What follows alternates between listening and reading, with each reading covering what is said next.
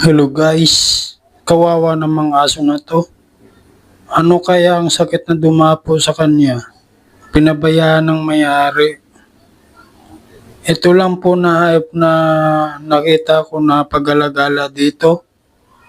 Kung saan natutulog at naghanap ng makakain.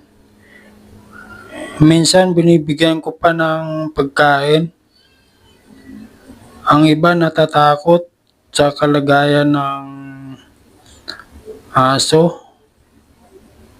at baka makagat sila ng aso. Wala kasi dito may nanguhuli ng asong gala eh. Gustuin ko man alagaan ito pero wala akong magagawa. Hindi ko alam kung paano siya alagaan sa kanyang kalagayan.